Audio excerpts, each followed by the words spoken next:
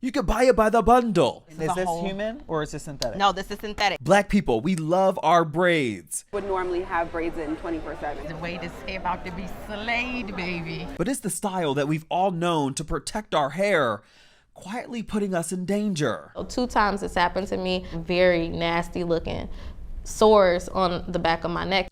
Mega companies selling us synthetic hair you may find at the beauty supply. All of them have some type of chemical at this point. It has been tearing some of us up. My scalp is pretty much burning. So the shade room, we flew to New York. So we've been here for about 2 hours. Pressing the companies that make our hair products, but don't look like us. What are you guys working on specifically? Those same companies at the center of a shocking consumer report that found chemicals, benzene, acetone, lead, in synthetic braiding hair. Gutted. I was gutted. The dare to know what's in your hair. I'm Justin Carter, and this is a TSR Investigates Special Report. But before we get into it, roommates, make sure you go ahead and like this video and subscribe to our YouTube channel where you can find full and exclusive episodes of this show and more. We're here at Nadine's braiding shop in Bowie, Maryland. It's right outside of Baltimore, where they spend hundreds of thousands of dollars in braid hair every single month. The secret sauce here is that they're 24 hours a day, 7 days a week. You can get your hair done at 3 a.m., 7 a.m., 10 p.m. if you want. But what struck us at the Shade Room is a disturbing report from Consumer Reports that suggested that there's harmful chemicals and carcinogens in our synthetic braiding hair, the ones that could be making us sick. You have how many braiders? We have over 500 right now. It's Nadine Drico's $1 million business. You a millionaire? I keep that answer to myself. An immigrant from Cameroon, she moved here in 2009 for a better life, and she certainly achieved it. Her viral 24/7 hair braiding salon, Nadine's, it's quadrupled over the last 3 years. Braids are in and always has been. Medium boho braids. This is French curl braids. Have you ever had an issue with synthetic hair at all? No, I've never had any reactions, no issues. It's always been something I most likely will go towards. How much hair do you buy in a given month? No, we purchase over $200,000 hair a month. Marketing and operations director Brandy Smith, she took us to the back to see for ourselves. So this is the French curl hair. French curl is becoming very popular. Another popular one too, we're not seeing the ingredients. Nothing but hair. This is Bobby Boss. Bobby Boss braid hair. But it's interesting, I was talking to Nadine about it. It says pre-stretched, it says it's dyed, sleek finish, easy to separate, but of course it's perfect for knotless styles, but nowhere on here does it say the actual ingredients of it. And so of course you guys have been using this for a long time, but as somebody that's in this industry, would you like to see more ingredients? I would like to see it not just for us, but like the clients. I feel like it assures them more. When you go into a grocery store, you like to read the ingredients on the food. I think we should have the same with hair. Where do you go to find the hair? Do you go to a beauty supplier? Do you go right to the source? China. China? I don't go, but I have supplies from China. I have supply from Senegal. Are you concerned that the hair you're buying from China, even from Senegal, yes, you're not 100% sure what's in it? Where I was really concerned. Did you hear the report about how synthetic braiding hair is poisoning Black women? It was breaking consumer news in February. This is what I have in my head now, and this is what's been causing me scalp burn. Consumer Reports, they purchased 10 of the most popular synthetic hair braiding products and sent 2 samples of each to an independent lab. We're talking about brands we all know: Sensationel, Magic Fingers, Sassy Collection, Shake and Go, the list goes on. I have to reach out to my suppliers, and they give me documents to confirm that their hair was safe. But then I have to use my own brain, and I said, why this now? Why? Is it somebody behind this trying to bring down Black business or what? So the Shade Room, we took a trip to Yonkers, New York. It's the Consumer Reports headquarters, and the results shocked everyone. All of the synthetic braiding hair that they tested positive for multiple carcinogens, 3 of them testing positive for benzene, which is known to cause acute myeloid leukemia. 9 out of 10 of them also testing positive for lead. It is a huge problem. It's a tough choice to make. Consumer Report's managing editor, Ginger Cole, says the report was a part of a months-long, in-depth look into synthetic hair. Black women in their focus groups were sounding the alarm. Someone mentioned braiding hair, and right away that got my attention, and I started doing research on it and found a really interesting report from a student. And she identified possible carcinogens that's used in the makeup of the actual hair, in the actual manufacturing of it. And so I kind of ran with it after that. Dr. James Rogers, Director of Product Safety Testing and Research at Consumer Reports, he took it over from there and started the testing process. We said, number one, we wanted to test products that were the top 10 sellers in black or brown color products, right? But we also asked the women themselves, what are some of the products that you use with your hair and your children's hair? And so we took their list, we took the top seller list, we mushed that together, and we came up with the 10 products that are listed in the article. Check this out. The amount of lead alone detected in these products was astronomically higher than the, quote, maximum allowable dose level. Darling Flexi Rod Curls Crochet, 585% above. Magic Fingers Pre-Stretch Braiding Hair, 603%. Sassy Collection 100% Caneculon Jumbo Braid Hair, 610% above. There's no safe level of lead. And so if we detect lead in food, we want that out of food. Well, should we say this about this product? We think we should consider that there should be no lead in artificial braiding hair. It says this hair product has been created, some of the most recent invented fibers. It talks about fibers and tangle-free traits, but it really doesn't tell you exactly what is in it. Do you feel like that's a problem? That is what we consider a regulatory black hole, because we believe that packaging should list all the ingredients that are in the product. All of them have some type of chemical at this point. We saw it up close when we stopped by Atlanta-based Zoette Beauty Supply. Charis McWhorter and Dana Hawkins, they're co-owners, and say, as a Black-owned business, they often don't have a choice. The vendors, they're in control of everything, down to the products that are even available to sell.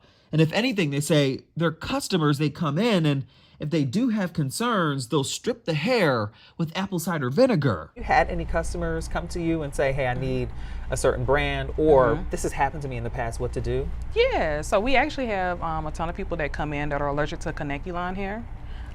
So basically they would want a hair that's not made of those fibers. They may be made of a different synthetic fiber. So what they would do, they would basically pre-wash their braiding hair with an apple cider vinegar rinse, and that will solve a lot of people's problems with the chemicals in the actual hair that's used to make it. Not the actual fibers, but the chemicals. Apple cider vinegar. Stripping. Stripping it. Yes. Is that a quick fix to get rid of benzene in hair? We don't know. There is stripping with apple cider vinegar, 2-to-1 with water diluted, not straight. There is stripping with hydrogen peroxide. I've talked to a woman about that. There is stripping by putting it in the washing machine and washing it before you use it. Another woman told me about that. We don't have any data yet that says that works. Any chemical that's in there has the potential to end up in the woman's body, in the child's body, when they wear these braids, sometimes 4 to 6 weeks, and sometimes longer. But with that, the findings of this consumer report, it came with scrutiny on social media. This study is just really not that conclusive. James, you only tested 2 samples per product, James. You did not perform any statistical analysis. Young scientists and influencers criticizing consumer reports over the sample size. They only tested 10 products. Some also question if the amount of chemicals found in these products is significant enough to sound the alarm. Again, this was a pilot study to see if there was a there there. And now we found there was a there there, and so we could do a much larger study. Dr. Alicia Franklin, she's looking forward to it. What happened to you? There have been 2 times in particular I've gotten braids and I've had breakouts on my neck. She's an analytical chemist herself and has centered her own research around the beauty industry and its impact on our health. She showed me what it was like when she picked up the wrong braiding hair one time. Cornrow braids that went just straight to the back. So a majority of the exposure to the braids was my neck. And honestly, I hate to say it, I kept the braids in. I needed to get my money's worth. She says she hasn't gotten them since, though. If this is what's happening externally and we can see this as manifested on the outside of the skin, what's really happening in the body? Because a lot of times there are some diseases that you just can't see. Is this why Black folks are disproportionately affected by some of these very extreme diseases, particularly Black women? We have some of the highest mortality rates for most of the major cancers in this country. Specifically breast cancer, Black women with a 40% higher mortality rate than white women in the United States. If we already are exposed to a thing, do we then want to introduce a product that then exposes us to even more that can cause harm? I want my braids all the way to the ankles, but can my hair not have lead in it? So TSR Investigates, we went to the source to find out. Moonachie, New Jersey, headquarters of Sensational Hair and its parent company, Hair Zone Incorporated. If you do recall, Sensational products, they did have benzene and high levels of lead listed in this consumer report. But here's where it gets tricky. I didn't want a pre-written statement from them. I wanted to speak to somebody in charge, specifically an executive. So I did a quick search on LinkedIn. That man, it will be the Vice President, Louis Choi. So we've been here for about 2 hours, and they say on their website they close at 6. So we're gonna stake it out for 1 more hour. Then I noticed in the first parking spot in the employee lot, a Cybertruck.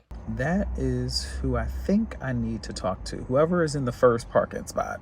And it just happens to be a black on black Tesla Cybertruck. Sure enough, as employees were leaving, I spotted somebody hop in that Cybertruck. Hi there, how are you? I'm Justin. It was Louis Choi. I ran over, I introduced myself, told him that I was from the Shade Room and we were working on an investigative story about Sensational and other brands. I know that they sent some petitions your way, claiming that you should maybe put some ingredients or labels on your products. Yeah, we have we're kind of working on it right now, so I can give you some updates. He was pleasant. He asked for my information, asked if I was local, and that they're, quote, working on this. What are you guys working on specifically? I'll update you later. Are you around this week? Or? I am. Okay. Yeah, I'll reach out. But that never happened. About 2 weeks later, his PR team wrote me saying that there's, quote, no availability for an interview at this time.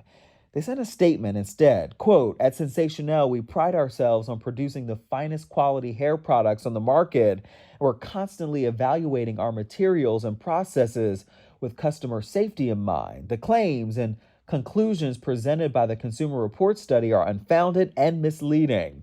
Its study used a harsh and unusual testing methodology on hair braiding products that are clearly not intended for ingestion. We strongly disagree with the claims Consumer Reports makes about the potential risks to consumers that could arise from the safe and common use of our products. We unequivocally stand by the safety of Sensational products, and our company urges consumers to continue to confidently use Sensational products, end quote. We've got 5,000 emails to Sensational's executive and still no response. Attorney Alexandra Gross, Senior Policy Counsel for Consumer Reports. They stayed silent. So that's why we decided to turn up the pressure and show up to their headquarters in New Jersey to hand deliver this petition. They turned us away. 20,000 petition signatures demanding they remove benzene and other toxic chemicals from their braiding hair.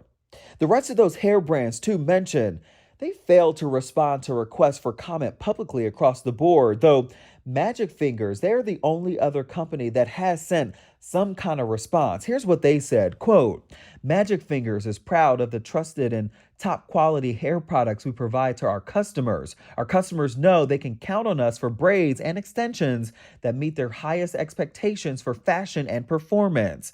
The unusual testing methods employed by Consumer Reports do not fairly match the real-world way that our customers use our braiding hair, end quote. Why don't you think the FDA has taken the necessary steps to ensure that these products are safe? To be honest with you, I just think it's the fact that no one has asked them this question before. It's why Gross and her team, they're working right now on the state and federal level, pushing for policy when it comes to manufacturing Black hair products.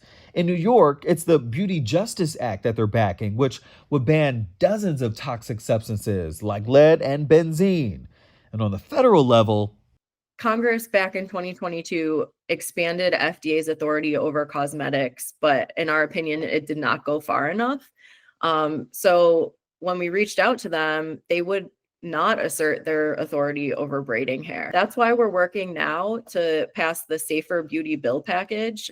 It's a federal bill that would ban the most toxic chemicals, improve ingredient transparency, and protect people most at risk, like women of color and the salon workers I mentioned before. Consumer Report says that they were so blown away by the outcome and response of their study that they're going to be taking it a step further and widening their sample pool. Also, they'll be testing for human hair in the future.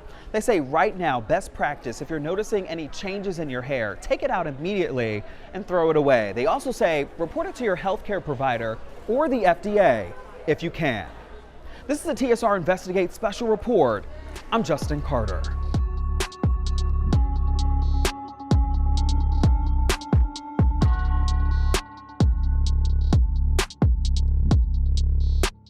hello roommates, and thank you for watching our YouTube channel. Do you want more TSR Investigates? Be sure to subscribe and check us out at theshaderoom.com.